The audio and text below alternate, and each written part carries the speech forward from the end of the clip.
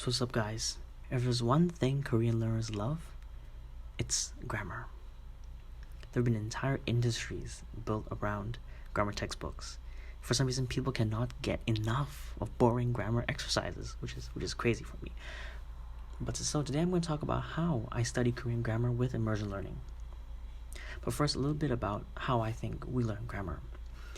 Because I'm an immersion learner, I kind of follow the Krashen school of thought, Stephen Krashen that is. And so he proposes that the way we acquire grammar is not through conjugation exercises or little fancy handwritten notebooks. It's all about acquiring grammar points subconsciously through the exposure to the language. Because if you think about it, in any language, grammar is meaningless, right? It's just a set of arbitrary rules that we use to describe the relation of things to other things, basically. And so, because it's something completely meaningless, right? And especially in a language like English, there's no set rules to it. So there are rules, but there's too many exceptions to the rule that makes the rule meaningless, right? So there's no amount of exercises that you can do that you'll be able to acquire all the rules and all the exceptions that go with the rules and all the subtle nuances of the grammar points, right? And so the only way, in my opinion, that true grammar is acquired is through immersion. And I think it's pretty obvious if you can see the title, right? But if you think about it more clearly, even your own personal experiences, we never take grammar classes for our native language, right? Now, what I mean by this is that we go to a chemistry class to learn chemistry, right? Because prior to taking the class, you probably have not learned chemistry before. But the thing about grammar class, even think about it, no one actually learns grammar in grammar class, right? If you do have one, in my experience, it was an easy class because I didn't learn anything. All I was doing is just making sure. All I did was in the grammar exercises in the class was basically subconsciously I knew what felt right and what felt wrong, and that was all I had to do to pass the class, right? And I asked all my Korean friends to. They didn't have a grammar class, so they never had to learn all these silly little rules, and they never had to do all these sentence drills and stuff. And so, if in our own native language we don't do stupid grammar exercises, why are we doing it for a foreign language, right? For some reason, as soon as it's a different if it's a non-native language, all rational thinking goes out the door, and people just go crazy for grammar textbooks, right? But if you think about it, you probably don't need it. You can acquire it subconsciously through exposure to the language. So, given that we know immersion is the only way to learn grammar, let's talk about how we study grammar with immersion learning. So here's what I do. The key step is to read grammar explanations. So what do I mean by read grammar explanations? In a grammar textbook, there's probably a sample sentence or a sample conversation.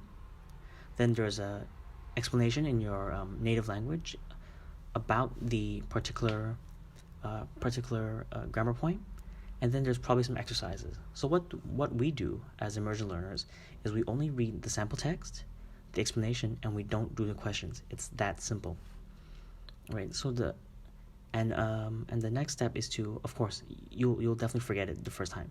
So you might come across a grammar point during immersion, and you can search it up. You obviously using Google, and read on the explanation there too. But why does this work?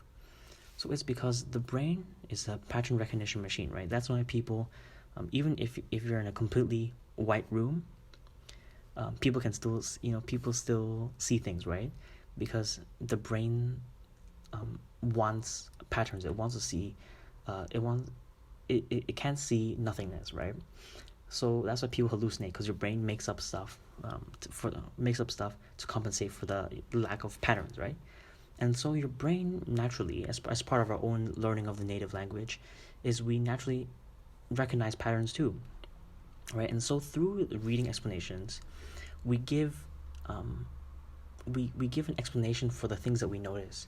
So obviously, if you immerse long enough, you'll acquire it. But through reading grammar explanations, you'll be able to give an explanation for the patterns that you notice. And in this sense, you'll be able to acquire the grammar points subconsciously, in a sense. And so in my own experience, I found that I found that you don't expect this to be a efficient method, right? Because based on our own experiences, we think, oh, for a non-native language, we have to use textbook-based methods of learning. We have to do all the exercises. We have to have fancy handwritten notes. So that's what I thought at first. But once I tried this method, I was like, wow, you don't realize what you notice until you have, until someone tells you to notice it, right? And so once I started reading grammar explanations instead of doing the exercises, throughout the process of immersion, I will start to see things. I'll start to see, oh, that's this grammar point. This is what it means. Oh, I've seen this so many times. Now I know what it means. So it's an interesting phenomenon, because at first it seems out of this world that your brain works like this. But give it a try. I promise you, it works wonders. So now that we know that we have to just read grammar, so what textbook should we use? Personally, and I gotta give a shout out to my boy Retro. He has his own fluency path, right? And so he recommends the Talk to Me in Korean series and the Korean Grammar in You series. Personally, I recommend these two too, because the big three of the Korean grammar world is the Talk to Me in Korean series, Korean Grammar in Use, and the How to Study Korean. And so out of these three, I think I'm not too big of a fan of How to Study Korean, because in my opinion, it defeats the purpose of reading grammar explanations, because you want a quick and dirty, okay, that's what it means, right? But the problem with How to Study Korean is, it works for some people. Don't get me wrong, it works for some people, right? But for me, I'm not gonna spend months of my life just reading about his own personal life and all the little things here and there, just to acquire something that could probably be explained in one sentence. So I think Talk to Me in Korean and Korean Grammar in Use are probably the best resources, because they offer it quick and dirty, basically. And so if you have any questions, feel free to leave a comment down below. Like, share, and subscribe. And as always, keep immersing.